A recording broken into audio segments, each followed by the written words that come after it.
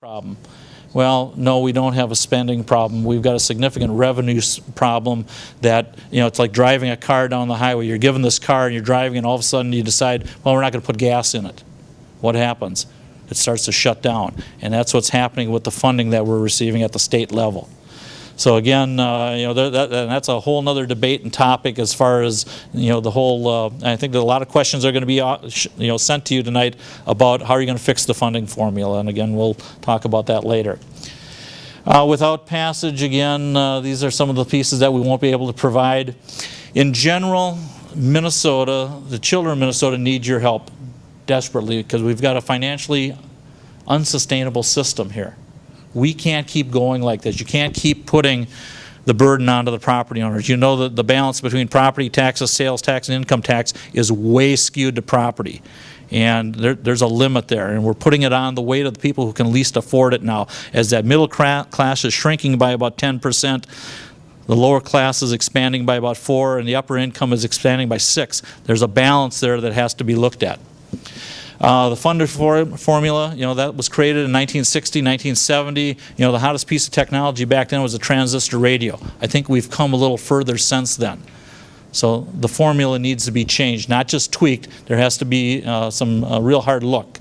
And we need to change the partisanship piece, and I think you'll probably get a question on that tonight too. And we can't take any more of these funding push-offs into the future, Band-Aids approach. We need an overhaul of funding for public education. Here in our district here, you need to help us with the opportunity gap. We're running a very bare-bones operation here as far as programming for kids. Again, no all day, every day, no languages in the middle or elementary school. We don't have the IB program. We're very short on our electives at the secondary. No middle school activities. We run a 6-period day, which, as you know, is probably it's the most cost-effective, but it kills the arts and electives and for kids to explore other opportunities. Mentioned international baccalaureate. Class sizes are not where we want to see them, and again, we talked about national merit scholars. So, just want to lay those pieces out for you so you are all on the same floor as far as understanding our demographics. I am going to run over to the city council meeting and give the same presentation there. And so just a little bit of the ground rules for tonight. The board members are going to ask you questions, and they may just specifically ask certain people, or they maybe toss up questions for all of you. Looking at the time we have, I guess we're going to look at trying to limit your questions or your answers to maybe a minute or less. And Charlie, where's Charlie? He's going to be here. He'll be the sergeant at arms, and I think you may be in my absence, he may be flashing signs at you as far as 1 minute or what have you. But Jolene will take over moderating, and I'll get back here as soon as I can. Any quick questions I can answer for you right now? The reason I introduced our staff that's here is because in case you have any technical questions, I know enough to be dangerous. These people know it all. They're the ones, they're good. So any quick questions I can answer, and again, I'll be back at the end. Okay? Thank you. Thanks, Mark. I'll leave this here in case you need to go back and forth. Okay. Okay. Mark did just lay out how we're going to go about this with the questions, and we're going to actually just jump right in. Janelle Henry was going to start. She was fighting. Nice exit. Yeah, we're going to need that for technology. All right. All right, so we have Janelle that's going to start because she had a couple questions that she really wanted to dive into. So, Janelle? Well, in case you didn't know, we have a couple of levies coming up. And the first one was ISD 728 is seeking voter approval on 2 operating levies in this fall's general election. Do you support these levies? Why or why not? Janelle, did you want that specifically for anybody, or would you like all of them to answer that? All of them. All right. How about we're going to start down here with Paul? Okay. I support both. I support both of the levies. We've seen that one of the levies is just actually a continuation of an existing or replacing it. So that's mandatory. All-day kindergarten really is important, but what all the school districts that want to do that have to remember that all-day kindergarten isn't for all kids. So I do not want to see districts make it mandatory. We have it in Big Lake. It's a good thing. My kids all went to it, which was a good thing, but we saw some of the kids' friends that had a lot of problems with it. So we have seen that early education is probably the best thing that we could do in this state to reduce our special education funds. If you have a child that comes in that goes through all-day kindergarten or even gets in early education programs, we see that when they show up in kindergarten, they can identify 26 out of 26 letters. They have a working vocabulary in excess of 20,000 words. Children that come out of the poverty level that don't have opportunities like this can identify 6 letters. They have a working vocabulary of 4,000 words. So these kids never catch up. So consequently, what happens is down the road, we have to spend an awful lot of money in special ed in these children. So we can help ourselves out a lot by spending money early and spending money real smart. You know, the law of primacy is alive and well here. First learned, best learned. And that's really what we need to do with our districts.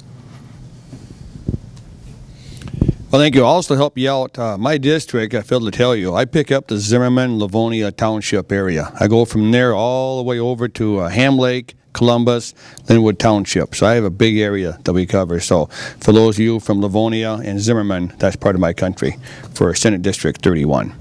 The levies, no problem. It's a local issue. I support it 100%. I've always supported our levies as long as the school is responsible, the school board, and I've always said be respectful of the taxpayers' money. It's a good program. We need it. Go after it, and I'll support you all the way with it. Thank you. Levies are fine. I think it's a local decision for your people as far as the amount of taxing that they want to have, and that's such the beauty of it is that they make that local decision. If I were in this situation, I'd probably be voting yes. So, but I also greatly respect the fact that I don't live in your school district, so want to respect the decisions that your local community makes to you.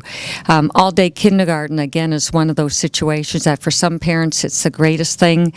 Really need it, but to make sure that it is not a mandatory thing so that your parents, some of them, as I did when my kids were little, I had a very active early education effort on my own and really enjoyed it and loved doing that with my children and worked with other moms and dads, and we lived in the farm. We had chickens, cows, and dogs, and they had crafts. So sometimes you can get the job done by doing it that way, and otherwise I think making sure that I think the big thing is availability. Thank you. Yeah, I support both the levies. I have a hard time with it, though, thinking that most of our levies in this district, I know, are operating levies, and they're not for the extras, which is what levies were originally intended for. And I think the state needs to do a lot better job at looking at these areas like our district especially and funding to what we need to just give the basics, and then levies can be used what they're supposed to be there for, which is the extras. Yes, I support both levies. When my kids were in Big Lake School, they had levies, and I run around and try to advocate for them, but they seem to fail all the time. And I could see the difference that it made to my kids. And, you know, I think it would have helped them a lot if they would have done that there. My daughter, one of my daughters went to a 4-year-old kindergarten in Wisconsin, and she was good at the reading and the math and stuff, but she needed the social skills. So the kindergarten does more than just the learning things. Thank you. I again also I'm not in the district, so very deference to those who are in it to make that decision, because I think there's a balancing act, and the levies that you have, and it seems like you're doing a very good job, and that's everybody I've talked to seems to think that your district does very well at its expenditures and its investments, and so I think that's that points to and what should see the reaction and what people entrust to you to make those decisions. So they seem very well reasoned levies and seem like they should be passed. And I think that the balance that obviously you see, the statement was made, make choices with their feet, and obviously that's really what always has to be borne in mind, both on local levels and as a state, with making sure we provide the right amount of service without providing too much disincentive for, economic activity and residency. So I think those are the two sides of things we always have to look at and where that balance is. So thank you. Thanks. I just have one question, then I'll answer the question. What's the assumption you made for 2014 and 15 for growth? Did you figure 0 or 1% or? Growth? Yeah, for increased revenue. It's 1% state aid is what we're figuring. 1%. Yeah. I mean, on the state revenue side. Yeah. Oh, okay. Yeah, you got your hands full. Well, I've spent a good deal. I'm the Human Services Finance Chair, and I spent a good deal of time looking at the feds. And the rich uncle is his ship's not doing so well, and in terms of his capacity to help us out. So it's really interesting times, and it frankly grieves me to see some of the chances that some of the students aren't getting with some of the more ordinary higher end things. I think there's a lot of programs for the low income and opportunities to get them to stuff, but some of the normal international baccalaureate and some of the advanced electives and other things it's just really hurtful to me to have to, and so I hope they both pass just so kids can have a chance to go.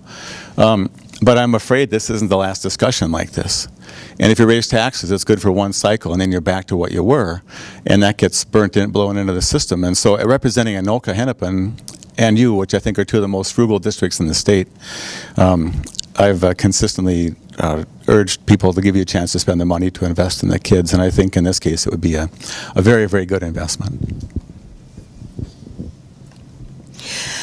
I live in the district. My husband and I live on Social Security, and we're rather frugal. And I'm already making out a list of things I'm going to stop buying so I can pay my taxes, because I'm going to vote for both of these. I just think that Minnesota is a great state, and education has helped make it that, and we need to keep it that way. And I think that there's so much more going on in education than when I started, and it was, and I've been out of high school since 1964, so I'm ancient history. But the changes that I've seen and the technology and the things that they need to know, you don't just need to know reading, writing, and arithmetic anymore. You need to know how to use that computer. You need to, I'm a great one to talk about that because I'm low tech, okay? And I have a son who's high tech, but yeah, I'm going to vote for it. I will talk to people about it. I talked to my neighbor one day. He doesn't want to pay tax. Since he doesn't have kids in school anymore, he doesn't want to pay any school taxes. So we had a nice, gentle, nudging discussion about that, and reminded him he's got a grandson in another district.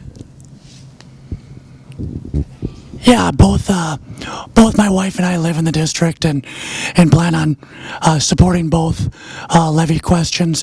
And I think when you look at, for me as a voter, it's a personal decision, and part of what makes the decision easy for me and makes me comfortable with approving the levy is I look across the room at the school board and who the stewards of that funding are, and I look at Mark's executive staff and the team that he's assembled, and after working with Mark for the last 6 years on the city council, I have the utmost confidence that you will wring every bit of educational energy out of the levy dollars that you collect. And so I will support it, and I will urge people to support it as well. I also do not live in the district, and I do not own property in the district, so I'll chime in with those that said they certainly respect the right of the property owners here to make that decision for themselves. So. Thank you. Sue has the next question. Some of the things that our district might be asking for with our needs and wants might conflict with some of your individual parties' caucuses. I wonder how you will represent us if that becomes an issue for you.